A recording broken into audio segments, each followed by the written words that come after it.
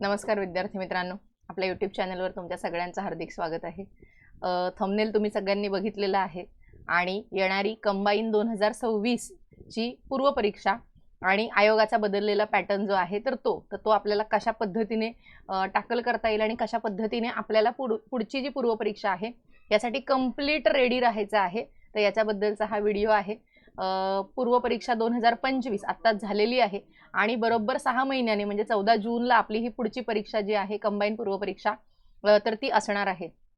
So ह्या पूर्व परीक्षेसाठी जर आयोगाने बदललेला पॅटर्न जो आहे हा जर असाच कंटिन्यू केला तर आपल्याला कोणत्या पद्धतीने या पूर्व परीक्षेला समोर जायचं आहे आणि आपल्याला शुअर शॉट प्रिलियम्स आपली क्रॅक करायची आहे। सो याच्याबद्दल आपण बोलणार आहोत आज किंवा उद्या परवा, जेव्हा आपण हा व्हिडिओ करत आहोत। सो मे बी आज उद्या परवा आयोगाची आन्सर की येईल आणि 2025 च्या कंबाईन पूर्व परीक्षेला आपण मुख्यला पात्र झालेलो आहोत की नाही तर ते आपल्याला कळेल। तर एक गोष्ट खूप चांगली होत आहे आत्ताच्या या ज्या अभ्यासाच्या याच्यामध्ये की तुम्ही गट ब ची पूर्व परीक्षा दिलेली आहे आणि गट क ची पूर्व परीक्षा आता दिलेली आहे तुम्ही, म्हणजे तुम्ही आता संडेला देणार आहात आणि मग जी येणारी मुख्य म्हणजे गट ब ची मुख्य, गट क ची मुख्य, गट ब ची पूर्व आणि गट क ची पूर्व अशा 4 परीक्षा ज्या आहेत त्या 4 परीक्षांचा जर तुम्ही एकत्रित अभ्यास करत आहात, मराठी इंग्लिश आपण मुख्यला आहे तर ते सोडून जर तुम्ही व्यवस्थित या मुख्य परीक्षांचा जर अभ्यास केला तर तुम्ही 100% येणारी पूर्व परीक्षा सुद्धा पास होणार आहात। ही तर सगळ्यात महत्त्वाची गोष्ट, पहिली गोष्ट। दुसरं म्हणजे आता या परीक्षेमध्ये आपल्याला फार कमी मार्क मिळालेले आहेत, मग आपण पुढच्या परीक्षेवरती फोकस करत आहोत। आपल्याला टायपिंगचं सर्टिफिकेट नाहीये मे बी, सो त्यामुळे आपल्याला फक्त आपण गट ब ची पूर्व परीक्षा फोकस करत आहोत। सो असे काही विद्यार्थी असतील, काही विद्यार्थी असे आहेत की ज्यांच्याकडे टायपिंग सुद्धा आहे, ज्यांनी गट क ची पूर्व दिली, आता गट क ची मुख्यला ते तयार होतील किंवा त्यांना चांगले मार्क्स येतील ते गट क ची मुख्य देतील। सो अशा सगळ्या परीक्षा आपल्याला टॅकल करायच्या आहेत आणि या सगळ्या परीक्षा टॅकल करण्यासाठी म्हणून एक प्रॉपर स्ट्रॅटेजी तुमची असली पाहिजे। आता फक्त थोडंसं मी सांगते की आत्ताची जी पूर्व परीक्षा आहे तर याची 2025 ची आन्सर की अजूनपर्यंत आली नाही। जेव्हा मी हा व्हिडिओ बनवत आहे तोपर्यंत आन्सर की आलेली नाहीये, आज किंवा उद्यामध्ये त्याची आन्सर की येऊन जाईल आणि आपलं टेलिग्राम चॅनल आहे त्याची लिंक आहे डिस्क्रिप्शन मध्ये। सो नक्की तो आन्सर की आल्यानंतर चेकआउट करा की आपल्या मुलांना पेपर इतका कठीण असून सुद्धा किती चांगले मार्क मिळालेले आहेत। म्हणजे तुम्ही तुमच्या आजूबाजूला जे काही मार्क ऐकत आहात तर त्या मार्कांमध्ये आणि त्या मार्कांमध्ये 100% तुम्हाला फरक जाणवेल आणि तो याच्यामुळे की आपण ज्या पद्धतीने या सगळ्या गोष्टी वर्कआउट करत आहोत तर त्या आपल्या एक्झामसाठी आपल्याला कशा युजफुल ठरतात आणि पेपर कसलाही आला तरी सुद्धा आपण कसं मुख्य परीक्षेला शुअर शॉट जाणार आहोत। सो याच्याबद्दल आजच्या व्हिडिओमध्ये बोलूया आपण। पेपर कसाही येऊ द्या, हे विधान कोणासाठी लागू पडतंय तर कंबाईन 2025 साठी लागू पडतं, कारण पेपर असा आला। सगळ्यात महत्त्वाची गोष्ट म्हणजे पेपर मी घेतच आहे, पण पेपर कसाही आला म्हणजे काय, पेपर अतिशय विचित्र आला किंवा अतिशय पेपर वेगळाच आला असं काही झालं का नाही।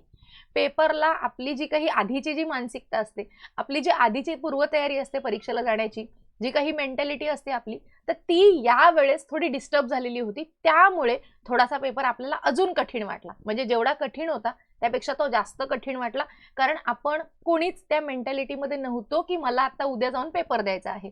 काही विद्यार्थी तर असं सुद्धा म्हणत होते की रात्रीपर्यंत सुद्धा, म्हणजे उद्या सकाळी पेपर आहे आणि आज रात्री सुद्धा काही मुलं असं अफवा पसरवत होते की पेपर उद्या सकाळी होणार नाहीये म्हणून। सो त्यामुळे ती जी काही मानसिकता आहे तर ती डेफिनेटली मेंदू आपल्या शरीरात आहे, मन सुद्धा आपलं तिथंच आहे। सो त्या सगळ्याचा परिणाम आपल्या पेपरच्या एक्झिक्युशनवर होणार आहे 100%, आणि त्यामुळे आपली मानसिकता नव्हती की आपण तो पेपर चांगल्या पद्धतीने देऊ। जर याची थोडीशी हे सगळ्या जर गोष्टी जर झालेल्या नसत्या परीक्षेच्या आधी तर थोडासा आपल्याला पेपरचा जो अप्रोच आपण जो काही म्हणत आहोत की पेपर खूप डिफिकल्ट होता, खूप डिफिकल्ट होता, इतका आपण म्हटलो नसतो। एक 5% तरी किंवा 10% तरी तो आपण या सगळ्या गोष्टींचा आपल्या पेपरवर 100% परिणाम झालाय। दुसरी गोष्ट म्हणजे काय चुकलं किंवा काय या पेपरमध्ये वेगळं आलं तर भूगोल जो आहे की ज्या भूगोलमध्ये आपण असं ठरवून जात असतो की 15 पैकी 14 मार्क 13 मार्क तर माझे शुअर शॉट आहेत, त्या भूगोलने आपल्याला पेपरमध्ये धोका दिलेला आहे। त्यानंतर पॉलिटी, ज्या पॉलिटीच्या जीवावर आपण 15 पैकी 15 मार्क काढून नेतो, पॉलिटी आणि भूगोल हे असे विषय आहेत की जे आपल्याला नेहमी मार्क देतात, त्याच मार्कांनी आपल्याला इकडे पेपरमध्ये सगळ्यांना फसवलंच म्हणून आपण, पॉलिटीने फसवलं आपल्याला पेपरमध्ये. कारण पॉलिटीची जेवढी काही कलमं आपली पाठ आहेत, असं नाही की आपलं काही पाठ नाही, असं नाही की पॉलिटी सोप्पा आहे मग आपल्या सगळ्यांना इझी जातं. आपण पॉलिटीचा अभ्यास खूप केलाय आणि त्यामुळे आपल्याला पॉलिटीचे प्रश्न आरामात सॉल्व्ह करता येतात. पण यावेळेस एका एका प्रश्नात 4-4 कलमं आणि 4 कलमांमध्ये सुद्धा कन्फ्युजन. एका प्रश्नामध्ये एक 20चा आर्टिकल दिलंय, 21चा आर्टिकल दिलंय आणि पुन्हा दुसरं 45चा आर्टिकल दिलेलं आहे, बरोबर. सो त्यामुळे एकाच प्रश्नात अशी 4-4, 5-5 आर्टिकल आणि विचारलाय प्रश्न वेगळ्या तुम्हाला आर्टिकलवरती. तिथं आपण कन्फ्युज झालो. कधी न विचारलेले आर्टिकल, पण जरी कधी न विचारलेले आर्टिकल आलेले असले तरी सुद्धा आपल्याला ऑप्शन इलिमिनेशन करता येत होतं. सो 2 प्रश्न असे होते, एक नागरिकत्वावाला असेल आणि एक जो कायद्याची जी भाषा आहे त्याची प्रक्रिया जो आहे तो प्रश्न असेल 349 वाला, 348, 349 आणि 8 नंबरचं कलम. सो हे सगळे अजून काय 168 जिथे काय आहे तर तिथे जे राज्य विधिमंडळ आहे तर त्या राज्य विधिमंडळाची रचना दिलेली आहे तर ते कलम आहे. पण आपण वाचलंय ना, आपण 168 वाचलंय, आपण 169 वाचलंय, आपण 170 वाचलंय, आपण 171 वाचलंय. तर आपल्याला 171 वरून त्याचं इलिमिनेशन करता येत होतं. विधानसभा आहे, विधानसभेची रचना आहे. तर हे सगळं कधी होणार आहे, हे सगळं कधी होईल पेपरमध्ये. आणि सगळ्यात महत्वाचं काय काय सगळ्यात जास्त अजून कठीण वाटलं की ज्यांना आपण ओळखतो ते अनोळखी झाले आणि ज्यांना आपण ओळखत नाही ते तर परकेच झाले, असं झालं पेपरमध्ये. म्हणजे ज्यांना आपण ओळखतो भूगोल आणि पॉलिटी ते अनोळखी झाले होते पेपरमध्ये आपल्या, आणि जे आपल्याच ओळखीचेच नसतात तर ते अगदीच परकीय झाले. म्हणजे कोण, तर करंट अफेअर्स आहे, बरोबर. मॅथ्समध्ये आपल्याला मॅथ सॉल्व्ह करता येत नाही, सो आपण रिझनिंगचे 6-7 प्रश्न सॉल्व्ह करतो आणि आपण रिझनिंग, मग वेन डायग्राम असेल, ब्लड रिलेशन असेल, तर ह्या सगळ्या गोष्टी आपण नेहमी सॉल्व्ह करतो. पण त्या काही पेपरमध्येच आल्या नाहीत. आणि 1-2 तुमचे ते रिझनिंगचे जर प्रश्न सोडले ते सुद्धा कॅल्क्युलेशनवरच होते ऑब्व्हियसली, पण तरी सुद्धा सगळंच मॅथ्स आणि नो रिझनिंग असाच एकंदरीत पेपर होता. मॅथ्स आणि रिझनिंगचा जो 20 मार्कांचा भाग होता तो. आणि या सगळ्यामुळे काय झालं की जिथे आपण मार्क मिळवतो, करंटमध्ये आपण मार्कच मिळवत नाही गेल्या वर्षीपासून, तो त्याला आपण सोडून देऊ, मॅथ्स रिझनिंगला पण सोडून देऊ. पण जीएसचे जे मार्क 55-60 मार्क आपल्या हातामध्ये होते ते आपले अक्षरशः गेले. आणि म्हणून मग मुलं आता आन्सर की आल्यावरती कळेल, पण जी मला असं वाटतं की जी 45 ते 55 मध्ये जी सगळी मोठी जनता जी आहे जी राहील तर ती याच्यामुळे राहील. कशामुळे, पॉलिटीमुळे आणि भूगोलामुळे. आणि तिसरा जो फॅक्टर आहे इकॉनॉमिक्स. इकॉनॉमिक्सचे पण काही ठराविक दारिद्र्य बेरोजगारी असेल, राष्ट्रीय उत्पन्न असेल, सार्वजनिक वित्त आहे, कर संरचना आहे, तर याच्यावर आपण प्रश्नांचे आपल्याला कन्सेप्ट क्लिअर आहेत, आपण त्याच्यात मार्क मिळवतो. पण आयोगाने अशा काही गोष्टी त्याच्यामध्ये विचारल्या, आर्थिक संकल्प विचारले, आर्थिक पाहणी विचारली जी 2 वर्षापूर्वीची होती. आपण या वर्षीची वाचत नाही तर 2 वर्षापूर्वीचा तर काही संबंधच येत नाही. सो त्यामुळे ते पण प्रश्न गडबडले. करंट जसं मी सांगितलं परकच झालं ते आपल्यासाठी पेपरमध्ये. तुक्के मारले, अप्रोच लावला, लॉजिक लावलं, काहीच लागलं नाही. ओके. म्हणून माझं नेहमी काय म्हणणं आहे की तुम्ही कंबाईन पूर्व परीक्षेचा अभ्यास करता किंवा तुम्ही राज्यसेवा पूर्व परीक्षेचा अभ्यास करता, आपल्याला कशावरती कमांड आणायची, तर आपल्याला टोटल जीएस वर कमांड आणायची आहे. ठीक आहे. ह्या टोटल जीएस वर आपण कमांड कशी आणू शकतो, सो त्याच्याबद्दलचा आता आपण बोलूया. त्यासाठी आपण पेपर जो आहे आपला, तर हा आपला आयोगाचा पेपरच आपण समोर घेऊ आणि त्याच्याबद्दल थोडंसं बोलूया. एकच मिनिट,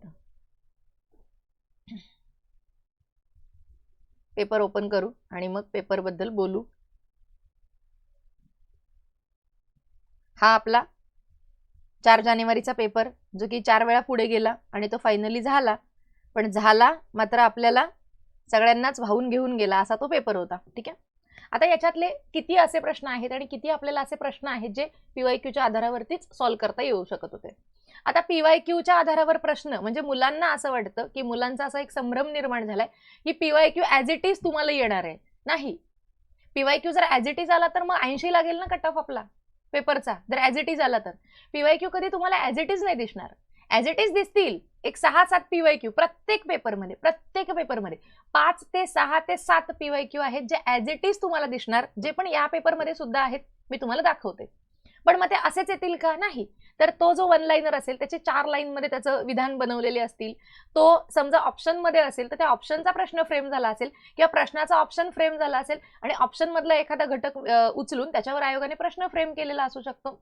त्याच्याशिवाय जे ऑप्शन असतात वेगवेगळे 4 ऑप्शन, त्या 4 ऑप्शन मधल्या एकावरती आयोगाने अजून थोडासा डीप मध्ये जाऊन तो प्रश्न त्याचा तो फ्रेम केलेला असू शकतो. पण मग ते सगळं आपल्याला कधी येईल, आपल्याला तेव्हा येणार आहे जेव्हा आपण या सगळ्या प्रश्नांचं डिटेल अनालिसिस करू तेव्हा. आपण नुसतं वाचलं लोकमान्य टिळक उत्तर आणि लोकमान्य टिळकांची माहिती वाचली आणि साईडला झालो, आणि मग शिवरामपंत परांजपे कुठे आहेत, अच्युतराव कोल्हटकर कुठे आहेत ह्या वेळेला माहितीच नसतील, कोणाशी निगडीत आहेत, कुठल्या कुठल्या खटल्यांशी निगडीत आहेत. जेव्हा पुण्यामध्ये शिवरामपंत परांजपे ना कुठे होते लोकमान्य टिळकांसोबत ते, किंवा सावरकरांसोबत ते कुठे होते का, अच्युतराव कोल्हटकर आहेत, अच्युतराव कोल्हटकरांचा रेफरन्स तुम्हाला कुठे लागतो, ब्राह्मणेतर चळवळीमध्ये लागतोय, शाहू महाराजांसोबत लागतोय, टिळकांसोबत लागतोय का, महादेव गोविंद रानडे आहेत तिथं लागतोय का, प्रार्थना समाजाशी संबंध आहे त्यांचा का, सत्यशोधक समाजाशी त्यांचा संबंध आहे, हरिभाऊ चव्हाण नाव घेतलं, त्याच्यानंतर बागडे, हरिभाऊ बागडे यांचं नाव घेतलं, त्याच्यानंतर गाडगीळ आहेत, गाडगिळांचं नाव घेतलं, घाडगे आहेत रामचंद्र घाडगे यांचं नाव घेतलं, तर तुम्हाला हे कधी कळेल की ही व्यक्ती जी आहे तर ती कुठल्या क्षेत्राशी निगडीत आहे. जेव्हा तुम्ही पीवायक्यू अनालिसिस डिटेलमध्ये करेल तेव्हा तुम्हाला कळणार आहे. सो आपण असे प्रश्न बघणार आहोत जे शुअर शॉट आपल्याला यायलाच पाहिजे होते, मग तो पेपर कसलाही येऊ आणि हे शुअर शॉट प्रश्न तुम्हाला येणारच आहेत. आणि बाकी प्रश्न आपण जसं म्हणतो की लॉजिक आहे, आता असं झालं या पेपरमध्ये की मुलांचं म्हणणं आहे की लॉजिक लागत नाही आणि लॉजिकच्या आधारावरच सगळा पेपर तुम्ही सोडवायला गेलात तर तुमचा कधीच बरोबर येणार नाही. तुम्हाला लॉजिक आहे, अप्रोच आहे, याच्या आधारावर तुम्हाला प्रश्न किती सॉल्व्ह करायचे आहेत, तुम्हाला 30 प्रश्न सॉल्व्ह करायचे आहेत, तुम्हाला बरोबर किती पाहिजेत 15, हे 15 येणारच आहेत तुम्हाला. पण तुम्ही काहीही फेकाफेकी कराल आणि काहीही कसंही तुम्ही म्हणजे प्रश्न न वाचता जर तुम्ही लॉजिक लावाल तर प्रश्न तुमचा चुकणारच आहे. आणि आपण हे नेहमी सांगितलेलं आहे प्रत्येक ठिकाणी की जिथे अभ्यास तिथं नो लॉजिक. अभ्यासाच्या ठिकाणी जर तुम्ही लॉजिक लावलात तुमचा प्रश्न बरोबर येऊच शकत नाही. काही मुलांचं काय म्हणणं आहे की काही मुलं ऑप्शन बघतायत आणि ऑप्शन बघून सुद्धा त्यांना कळतंय की याचं उत्तर हे यायला पाहिजे, तरी लॉजिकच्या आधारावर मोठं दिसतंय म्हणून त्यांनी मोठं उत्तर मारलं. चुकणारच आहे ते 100% चुकणार आहे. कळलं? सो त्याच्यामुळे अशा पद्धतीने तुम्हाला मार्क एकंदरीत कॅल्क्युलेट करायचे आहेत किंवा एकंदरीत मिळवायचे आहेत की जिथं तुम्हाला अभ्यासाचा बेसच तुमचा स्ट्रॉंग असायला पाहिजे.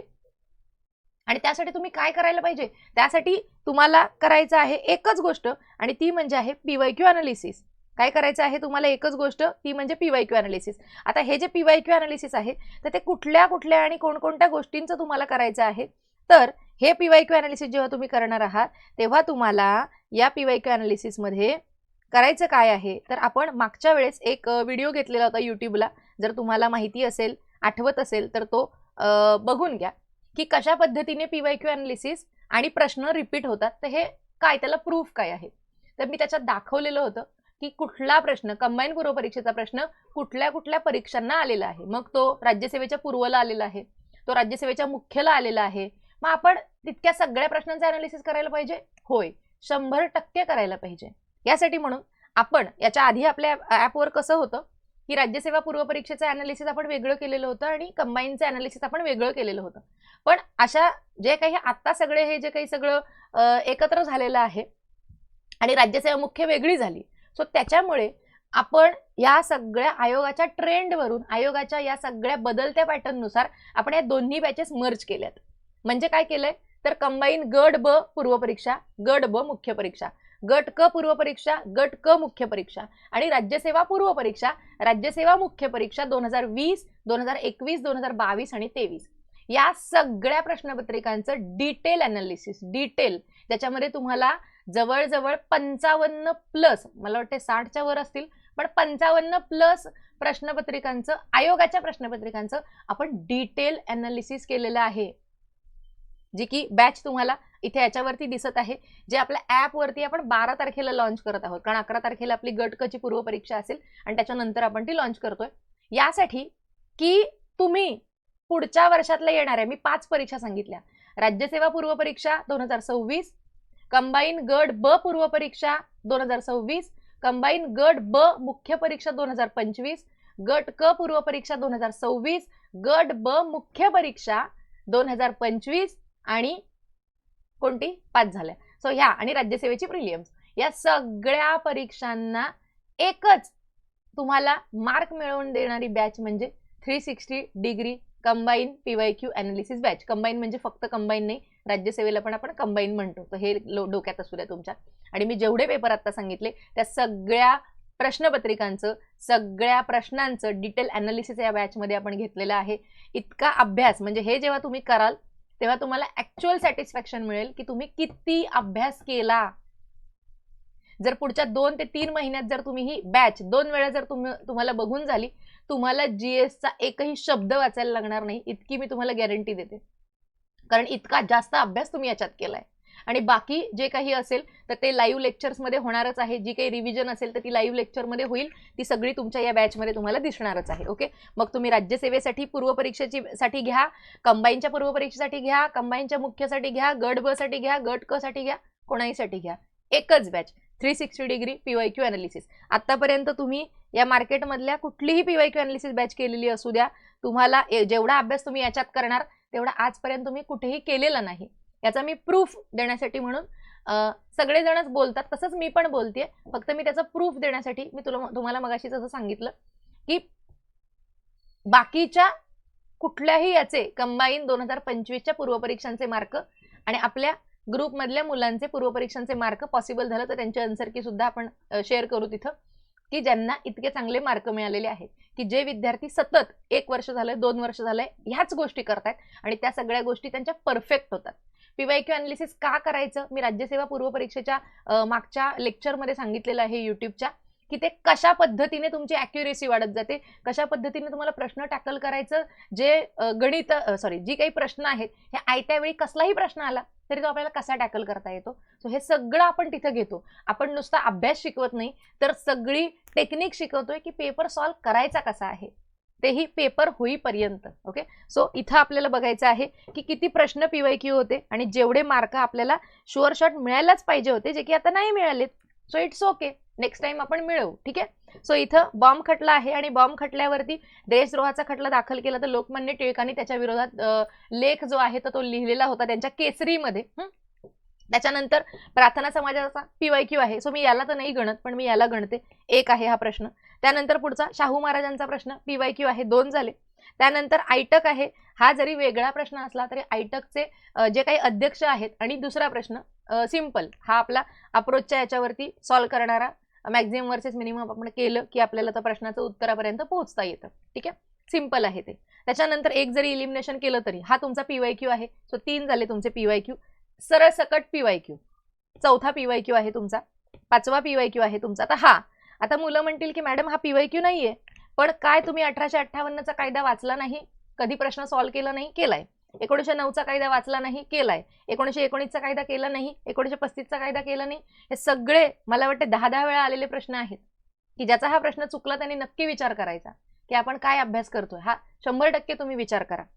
हा एक PYQ आहे. सो 1 2 3 4, त्याला नको पकडूया, 4 आणि 5, हे 5 झाले आतापर्यंत. आणि मुलं म्हणतात आम्हाला हिस्ट्रीत आउट ऑफ आउट मिळाले कारण सगळे PYQ होते. ठीक आहे, 5. त्यानंतर कॉमन सेन्सवरचा त्याला सोडूनच टाकू, आपला कॉमन सेन्स पेपरमध्ये नाही लागला. 6. ठीक आहे, त्यानंतर हा नव्हता, 6 झाले. सो 10 मधले 6 तर PYQच आहेत, as it is PYQ. हिस्ट्रीचे 6. So 6 पैकी 6 तुम्हाला मिळायला पाहिजे होते. मिळाले का विचार करायचा आन्सर की आल्यानंतर आज. ठीक आहे, त्यानंतर बघा PYQ आहे, किती झाले होते वरती रे, 6 झाले, हा 7 झाला. 7 8 आहे, 8 लोहखनिजाचे साठे 9 आहे. PYQ आहे 10. आता मुलं म्हणतील की हा PYQ आम्हाला माहित नाही, तुम्ही राज्यसेवेचे पूर्वपरीक्षेचे PYQ केले असतील तर तुम्हाला लगेच समजेल. आणि राज्यसेवा सोडा, AMW बघितल्यावर लगेच कळतं की ते मोसमी आहे आणि ते एकाच ठिकाणी दिलेलं आहे, तर तो PYQच आहे. तुम्हाला मगाशीच म्हणाले की ॲज इट इज PYQ तुम्हाला येणार नाही, उलटा सुलटा फिरवूनच येणार आहे. तुमचा तिथं तुम्ही काय म्हणतो कॉन्शियस आहात पेपर सॉल्व्ह करताना, किती तुम्ही प्रॅक्टिस केलेली आहे त्याच्यावरती तुमचा पेपर जो आहे त्याचा निकाल अवलंबून असणार आहे. ठीक आहे, सो 6 झाले होते वरचे, 7 8 9 10 PYQ आहे. 11 इथं बघा, आता 11 वरती झाले होते PYQ. आता इथं आयोगाने काय केलं तर हे आयोगाने सौदी सरांच्या पुस्तकामधलं लोहखनिजाचे साठे असलेले हे सलग असा एक पॅरेग्राफ दिलेला आहे, त्याच्यातले हे सगळी वाक्य आयोगाने बनवलेली आहेत. आता ही आंब नदी असेल, वर्धा खोरं असेल, चंद्रपूर आहे, यवतमाळ आहे, कोळसा क्षेत्र, कामठी आहे, उमरेड आहे, तर त्या ठिकाणी सगळं तुमसर आहे, तर ह्या सगळ्या ठिकाणी ते पसरलेलं आहे. बरोबर, सो तोच हा प्रश्न आयोगाने उचललेला आहे. तुर्भेच्या मदतीने आपण अप्सरा निर्माण केलेली आहे का, ब्रिटनच्या सहाय्याने आपण सायरस निर्माण केलेली आहे, हा वेगळा PYQ आहे. हा आयोगाने सेपरेट PYQ विचारलेला आहे. तुम्ही काढा, तुम्ही सगळ्या प्रश्नपत्रिका काढा आयोगाचं. तुम्हाला हा प्रश्न नाही सापडला तर मला सांगा. सो 11 हा 12वा प्रश्न आहे. सो याला मी पकडत सुद्धा नाही, जाऊ द्या, 11च घ्या. ठीक आहे. हा एक वेगळा प्रश्न होता. हा कॉमन सेन्सच्या आधारावरचा प्रश्न होता, पण तिथं कॉमन सेन्स नाही लागलं तर सोडून टाकू. ठीक आहे. त्यानंतर 12 उल्हास नदीच्या उपनद्या पाठ आहेत आपल्या. खानापूर पठार नाही दिला का आयोगाने प्रश्न? सांगलीमध्ये आहे का, जतमध्ये आहे का, साताऱ्यामध्ये आहे, प्रश्न विचारून झालाय का नाही सांगा मला. मन्याड कुठं आहे? मन्याड, लेंडी, तावरजा कुणाच्या सगळ्या उपनद्या आहेत? कुणाच्या उपनद्या आहेत? मांजरेच्या आहेत का सांगा. PYQ येतो. सो 11 झालं होतं. 12 घेऊया. 12 त्यानंतर सिंपल प्रश्न होता 12.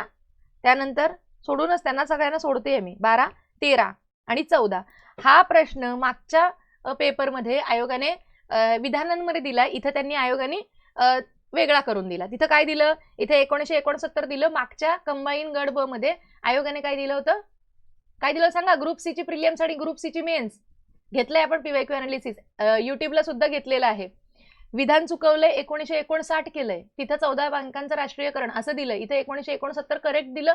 खाली फक्त नंबर विचारला किती बँका आहेत. सो PYQ आहे. हा सिंपल PYQ 4 ते 5 वेळा आलेला PYQ आहे. सो 12, 13 13 पहिलं विधान PYQ आहे. 14 15 PYQ 15 16 17 17 18 19 हे काय आहे? Ability to pay principle. Taxes कोण पे करतं त्याचा प्रिन्सिपल आहे. सो 19 आणि हा 20 ह्याला मी PYQच कन्सिडर करेन, कारण अख्ख्या महाराष्ट्राचा पाठ होता. 15 वित्त आयोगाचा आयोग, 15व्या वित्त आयोगाचे अध्यक्ष आयोगाने विचारले. ऑब्व्हियसली 16व्याचे विचारणार आणि आपण सगळ्यांनी पाठ केले. सो त्याला मी PYQ कन्सिडर करणार. PYQ म्हणण्यापेक्षा नोन म्हणेन किंवा अभ्यास म्हणेन. सो 19 20 ठीक आहे. त्यानंतर करंट आलं, त्याला सोडूनच देऊ बाबा.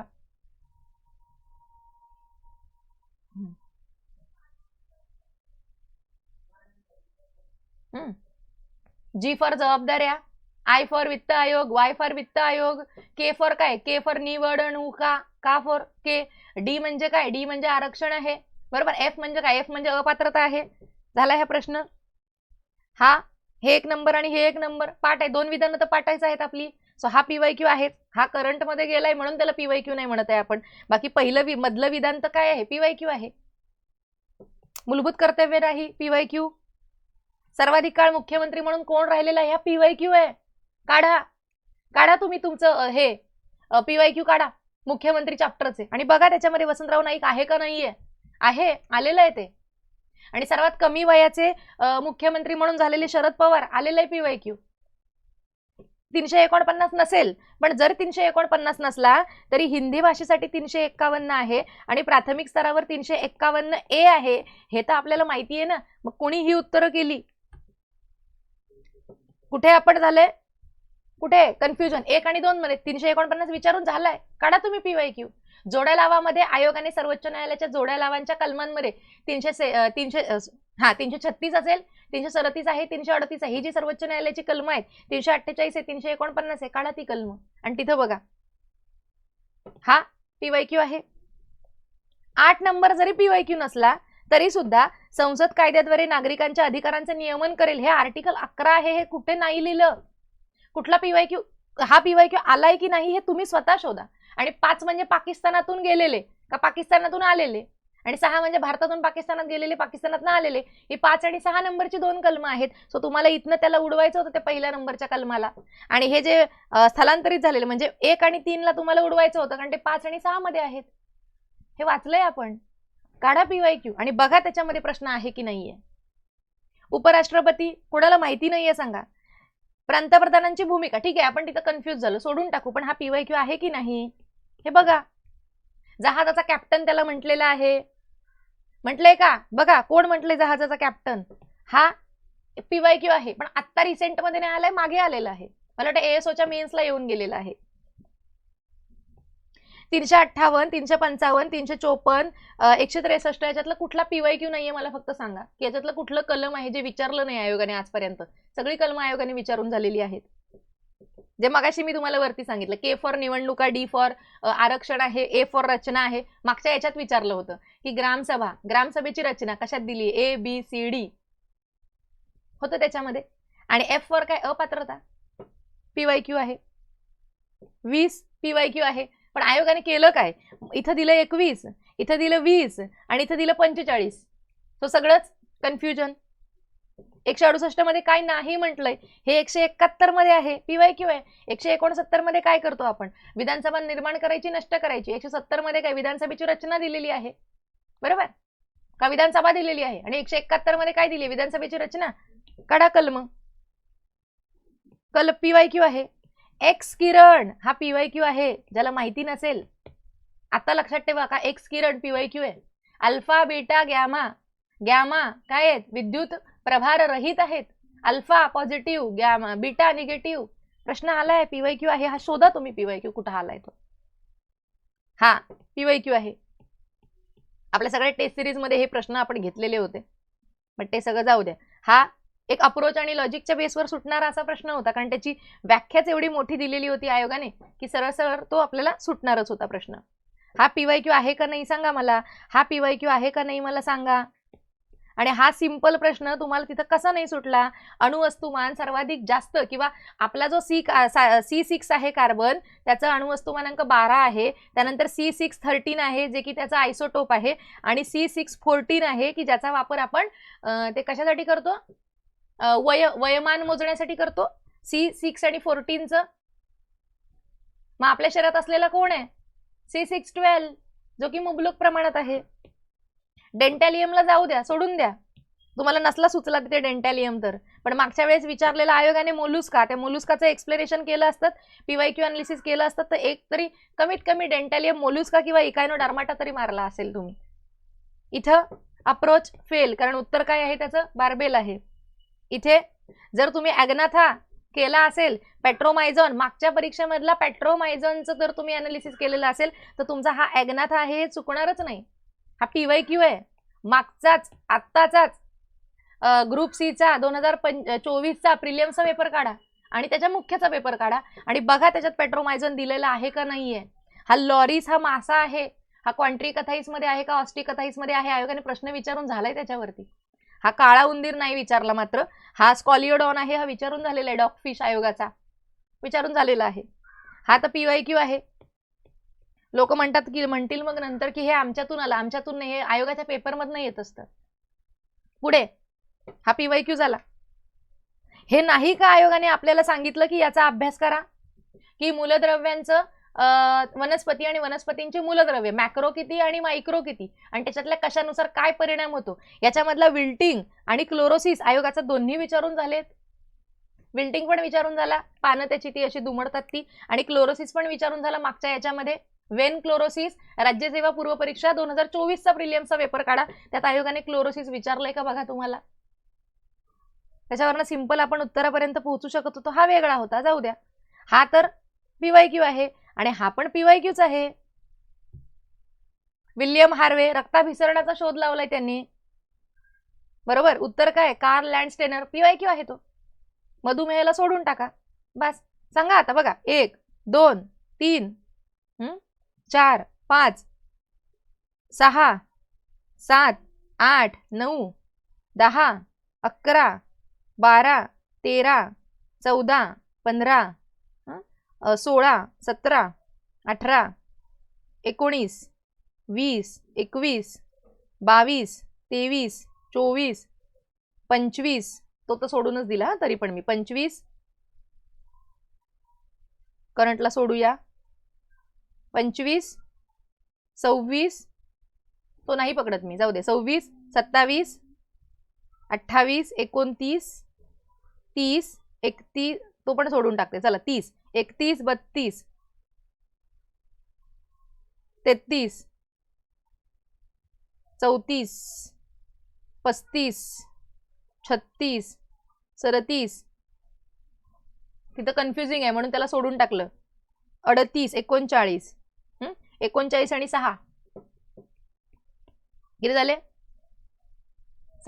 किती 15, 45 45 तर सोडा, 40 हे 40 जे इथले आहेत फक्त PYQ ते आपले ॲक्युरेट आले का एवढाच विचार करायचा. बाकी तर आपण सगळे मारणारच आहोत. मग मारलेले सगळे किंवा तुम्ही गोळे केलेले सगळेच तुमचे चुकतात, म्हणजे तुम्ही प्रॅक्टिसच करत नाही. आणि जर तुमचं हे सगळं चुकलंय मग तुम्ही मॅथ्समध्ये काहीच नाही केलं का? तुम्हाला मॅथ्समध्ये डायरेक्ट 0 आलाय का? या सगळ्या गोष्टी जर टाळायच्या असतील तर त्यासाठी एकच गोष्ट सगळ्यात महत्त्वाची आहे आणि ती म्हणजे PYQ अनालिसिस करणं. आणि ते सुद्धा असं नाही की प्रश्न वाचला आणि उत्तर वाचलं आणि त्याचं PYQ अनालिसिस झालं. असं कधीच PYQ अनालिसिस होत नाही. PYQ अनालिसिस म्हणजे तुमचं डिटेल झालं पाहिजे. जसं मी त्या ॲग्नाथाचं तुम्हाला सांगते गंमत म्हणून. ॲग्नाथा आहे आणि ग्नॅथोस्टोमॅटा आहे, हे दोन कोणाचे गट आहेत? तर हे दोघं वर्टिब्रेटा जो आहे या वर्टिब्रेटाचे 2 गट आहेत, ॲग्नाथा आणि ग्नॅथोस्टोमॅटा. हे मी आज नाही सांगत आहे, मी हे 2 वर्षांपासून PYQ अनालिसिसच्या बॅचमध्ये सायन्सच्या ॲनालिसिसमध्ये हे करून झालेलं आहे. ॲग्नाथा जो आहे आणि त्याच्यामध्ये दुसरा एक येतो प्लॅकोडर्मी येतो. तर त्या ॲग्नाथामध्ये 2 गट येतात, एक आहे तुमचा प्लॅकोडर्मी आणि दुसरा जो आहे तुमचा सायक्लोस्टोमॅटा. तर तो जो सायक्लोस्टोमॅटा आहे या सायक्लोस्टोमॅटामध्ये हा तुमचा पॅट्रोमायझॉन येतो. आणि हे ॲग्नाथा म्हणजे कोण आहेत की ज्यांना जॉ नाहीये, ज्यांना हनुवटी नाहीये. आणि ॲग्नाथा आणि ग्नॅथोस्टोमॅटा. मग ग्नॅथोस्टोमॅटामध्ये कोण आहेत की ज्यांना जॉ आहे, ज्यांना हनुवटी आहे. मग त्याच्यात 4 लोक येतात. 4 लोक म्हणजे 4 गट येतात. कोण कोण येतं? तुमचे ॲम्फिबियन येतात, सस्तन प्राणी येतात, तुमचे रेप्टाइल्स जे आहेत ते रेप्टाइल्स येतात आणि मासे येतात. ह्या मासांचे अजून 3 गट पडतात. त्याच्यातला एक आहे क्वांट्रिकथाईस, दुसरा आहे ऑस्टिकथाईस. ऑस्टिकथाईस म्हणजे कोण की ज्याच्या त्या मास्यामध्ये हाडं आहेत. क्वांट्रिकथाईस म्हणजे कोण की ज्याला स्केलेटन आहे, म्हणजे त्याचे हाडं नाही आहेत त्याला, म्हणजे मास्याला ते काटे नाही आहेत. ओके, ते. त्याच्यानंतर तुमचे सस्तन प्राणी. सस्तन प्राण्यांचे 3 गट आहेत, प्रोटोथेरिया, मेटाथेरिया, यूथेरिया. ठीक आहे. त्याच्यानंतर तुमचा जो ॲम्फिबियन्स आहे या ॲम्फिबियन्समध्ये 3 गट आहेत. कुठला कुठला? ॲन्युरा, युराडेला आणि दुसरा कोण? अपोडा, युराडेला आणि ॲन्युरा, हे 3 आहेत. हा जो युराडेला आहे, युराडेलाच्या आतमध्ये सॅलमेंडर आहे. हे इथपर्यंत अनालिसिस करायचं जेव्हा सॅलमेंडरवर आयोगाने आपल्याला प्रश्न विचारला तेव्हा. हे सगळं करून झालेलं आहे त्या PYQ अनालिसिस बॅचमध्ये. आणि हे सगळं जर तुम्ही डिटेलमध्ये करताय तुम्हाला तेव्हाच मार्क मिळणार आहेत. तुम्ही काय करताय? काय करताय तुम्ही? पुस्तक घ्यायचंय, बास वाचायचंय, पुस्तक बंद केल्यावर काहीच आठवत नाहीये, याला अभ्यास नाही म्हणत. अभ्यास असा करा, मी जे नेहमी उदाहरण देते, तुम्ही 1000 वेळा ऐकलंय माझं उदाहरण, पण परत एकदा सांगते की मूवी बघितल्यावर मूवीचा प्रत्येक सीन जो आहे हा डिटेलमध्ये आठवत नाही. पण जर रील बघून जर आपण मूवी बघितला तर आपल्याला लगेच पिक्चर आठवतो. त्या रीलच्या सगळ्या बारीक गोष्टी आठवतात. रील आपल्याला ॲक्युरेट आठवतो. त्याने कुठला ड्रेस घातलाय, कुठल्या कलरचा ड्रेस घातलाय सगळं आठवतं. गाण्यातले शब्द बिब्द सगळं आठवतात. PYQ अनालिसिस हे सेम आहे. तुम्ही चॅप्टरवरून त्या प्रश्नाकडे जाऊ नका, प्रश्नावरनं चॅप्टरकडे जा, म्हणजे तुम्हाला त्या प्रश्नातल्या सगळ्या बारकाव्या गोष्टी समजतील. आणि याची सतत प्रॅक्टिस पाहिजे, तर तुम्ही पूर्वपरीक्षा पास होणार आहात. नाही तर तुम्ही 40 आणि 50 इथेच अडकणार. जिथे सगळी लोक आहेत तिथं कट ऑफ लागणारच नाहीये, कट ऑफ पुढे लागणार आहे आता.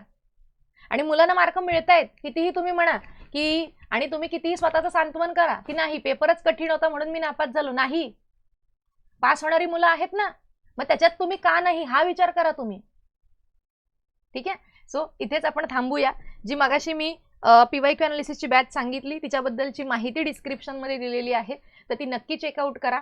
आणि सगळ्या परीक्षा म्हणजे मगाशी सांगितलेल्या सगळ्या परीक्षा त्याच्यामधून आपण कव्हर करत आहोत. त्याच्या सगळ्या परीक्षा कव्हर झालेल्या आहेत. सगळं डिटेलमध्ये PYQ अनालिसिस केलेलं आहे. तुमचे GSचे 50 मार्क ॲक्युरेट मिळवण्याची संधी म्हणजे ही 360 डिग्री PYQ अनालिसिस बॅच. ठीक आहे, थांबूया आपण इथे.